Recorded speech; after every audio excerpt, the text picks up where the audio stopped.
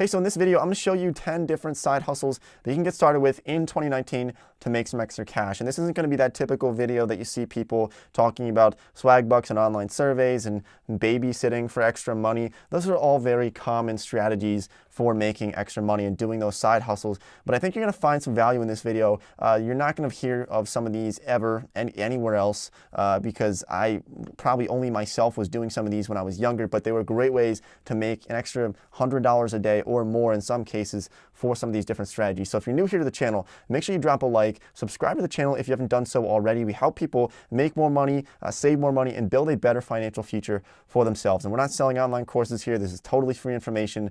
So let's just get into it. Now, the first one is something that I was doing when I was younger, 15 and 16, and that is by painting homes. This is especially great in the summer months or the warmer months, but I found that a lot of people don't want to get up on a ladder, even if it's a small ladder painting the interior of their home. They want to paint a room, their bedroom, and if they're getting older, 45, 50, 60, maybe 45 is not that old, but either way, a lot of people don't want to get up on ladders or stand up on their roof and paint their home, so they're willing to pay people to do it.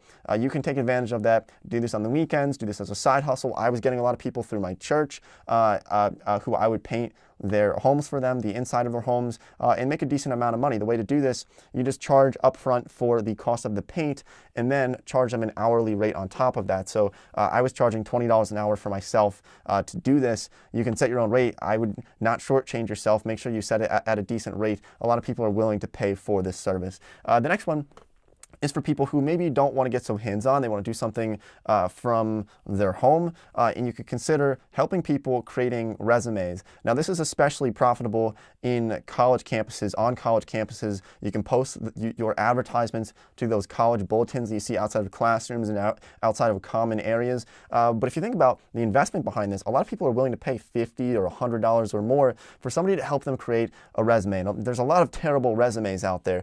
So imagine if you could pay somebody $50 and they could critique your resume, help you build your resume, and that resume can then land you an $80,000 a year job. It can be a great investment for a lot of college kids. And plus, a lot of college kids, they'll just get their parents to pay for it because I guess that's what happens.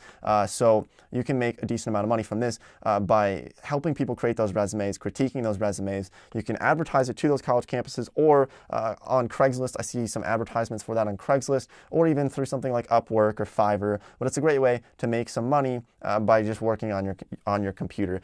So the next one is something that the concept behind it, I want you to remember this concept. It's pretty basic, but if you can apply this to your everyday life and use this every day when you're buying different products, you're going to find that it can actually make you a lot of money. And that's by simply buying bulk, buying wholesale, and then selling retail. Now, let me give you a great example of this. When I was in probably 6th or 7th grade, I was a very strange kid, but I would buy 100 pounds of these world foreign coins, and then I would split them up into 1 or 2 pound packages and sell them on eBay and make a profit on them. And I was making at least $4 or $5 profit per package that I was selling, that I was basically just buying something bulk and then splitting it up and selling it retail, right? This is what Walmart does. This is what the grocery store does. They'll buy things on pallets and then split them up and sell them individual for larger amounts of money. So when you add up those, it adds up to a lot more and you get a nice profit on it. So think about what you're buying in your life. Maybe you bought something on Amazon today. Maybe you bought something on eBay today, right? Think about how much that costs, and then run the numbers and see how much would it cost you to buy 100 of those? How much would it cost you to buy 1,000 of those? And how much money could you make if you were selling those? Sometimes you'll run these numbers and find that maybe it's not that profitable, but other times you'll find that you can make a lot of money, maybe 40, 50% margins, profit margins on some of these products that you can sell on eBay or Amazon. And I love selling on eBay or Amazon because what's great about them is that they already are a search engine in themselves. So if you have a product and you want to sell it and you create your own website, you're going to have to get people to come to your website. It's hard to do that, especially ranking on Google is very difficult to do that, to get people to come to your website. But if you post a product to eBay, people can just search within eBay and it'll get found, and you don't have to market that product nearly as much as you would have to do otherwise with something like Shopify dropshipping. Can be a lot more difficult if you have your own website. You have to drive traffic to it and run ads for it. But that's one that I did when I was younger, and it worked out quite well for myself. All right, so number 7 is to take advantage of tourism. Now, when I say take advantage, I'm not saying exploit people, like selling them a bottle of water for $8 like they did at Woodstock 99. We're talking about finding large groups of people and then seeing what it is that they want. So let me give you some examples of this. Last week, I was at a Penn State spring football game, right? And there's about 40, 50,000 people plus tailgating outside of the stadium. And there's this kid, probably 10, 11 years old, with candy bars, selling for $2 per candy bar with a massive jug of money, like at least a few $100s, and he's just raking in the cash from all these people. I bought like 3 or 4 candy bars.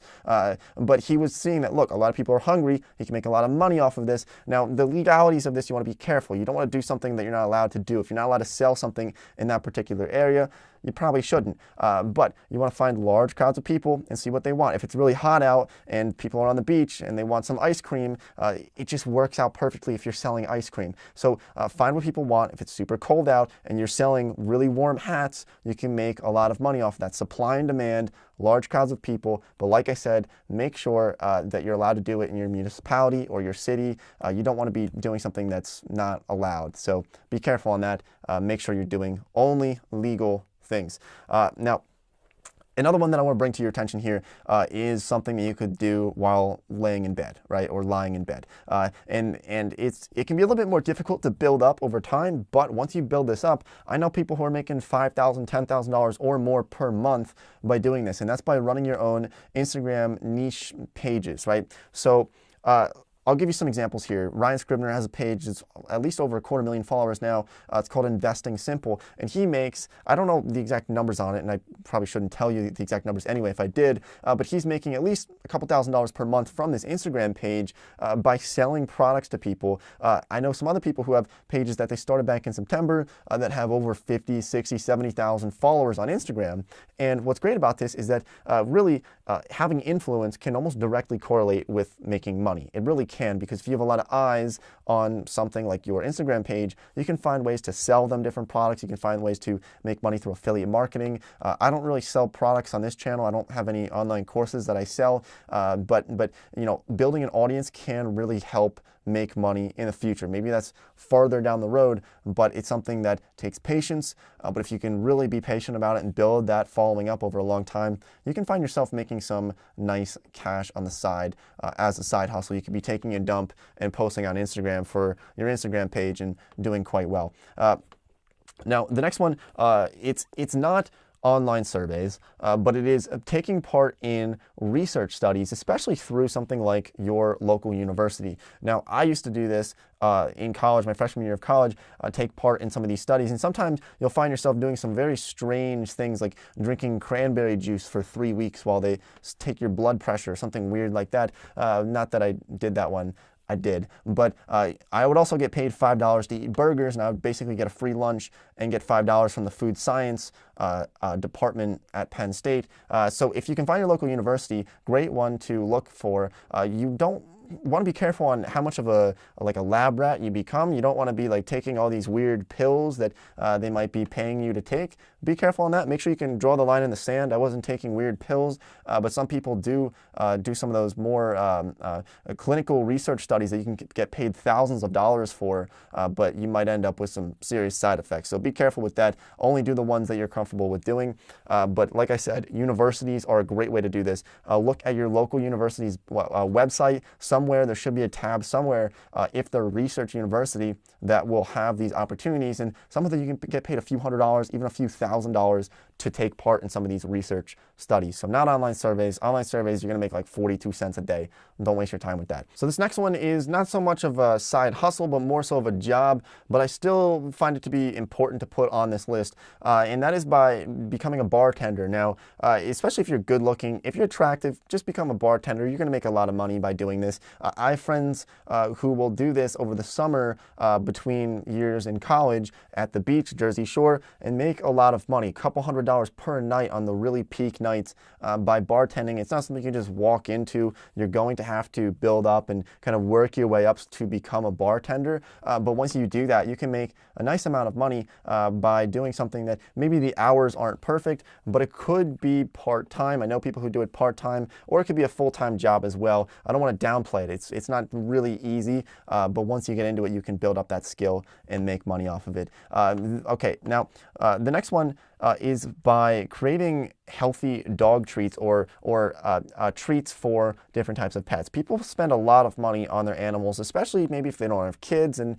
maybe their dogs are their kids in a lot of ways that they kind of think of it. So they end up spending a lot of money on them. They have like pet insurance, and they're willing to buy like organic food, gluten-free food for their pets and whatnot, and spending thousands of dollars on their pet, which for good reason. You know, dogs are man's best friend, right? So people pay a lot of money for it, and there's a way to tap into this market by selling specific dog treats to people, and you can make a pretty decent amount of money from this, selling these kind of expensive treats to people. Just look into this. There's some different blog posts on this, on some people who started these different companies tapping into the pet industry and the dog industry, especially for people who are willing to pay a lot of money for their pets. But you could bake dog treats literally in your kitchen and then sell them to your local pet stores, and then maybe start selling them online, maybe build an Instagram page, maybe start to market them online and build your brand that way.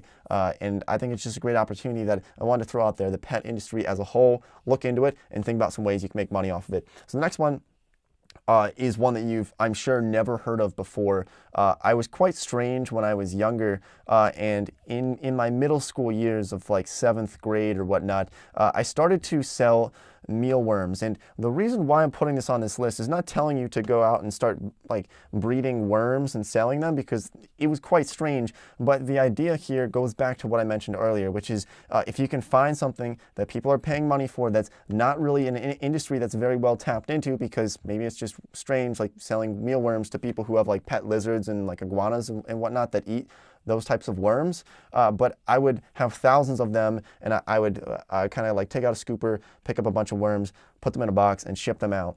That I was selling them on eBay and a couple of other websites. And like I said, it was quite strange, but sometimes you need to think about those ones that nobody else thinks about. Like I know somebody who has a mushroom farm in his basement, and he's selling them to tons of local restaurants, but you would never think about that because you don't see that on these blog posts and these different lists of side hustles and ways to make money. You don't see those types of things like selling worms or having a mushroom farm in your basement. You don't see those. And so if you can think outside of the box and find an industry that not many people are in, those are the ones you can make a nice amount of money as a side hustle from. If you're going with the basics and going with the ones that everybody's trying to do, it could be a little bit more flooded, a little bit more difficult to start making money in those specific areas. And the last one is for a lot of younger, maybe teenagers out there, but it's becoming a golf caddy. Now, what's great about this is that you can make $40, $50 per bag, carry 2 bags, and walk away with well over $100 after a day of spending it out on the golf course with golfers, networking, and making money in the meantime. Great for the summer. I know summer's coming up. Really excited for it. Warm weather, especially in the Northeast. So cold all winter long. So finally, it's going to be warm. Golf caddying, look into it. I think it's a great option for a lot of younger people, a lot of teenagers. I get some DMs on Instagram. If you're not following me on Instagram, follow me on Instagram right there or something, or a link down below. I don't know. But a lot of people are DMing me asking, like, how can I make money? I'm 15. I'm looking for some ways to make money. Think about becoming a golf caddy. Go to your local golf course, your local country club, especially if you can find big tippers. Sometimes they're not always big tippers, but in some cases they are. And you can make, like I said, $40, $50 per bag, depending on where you live, or maybe even more by helping people carry bags as a golf caddy. So if you found value in this video, make sure you drop a like, subscribe to the channel if you're not subscribed yet and you're at the end of this video. I don't know why, but thank you for watching this video, and I'll see everybody next time. See ya.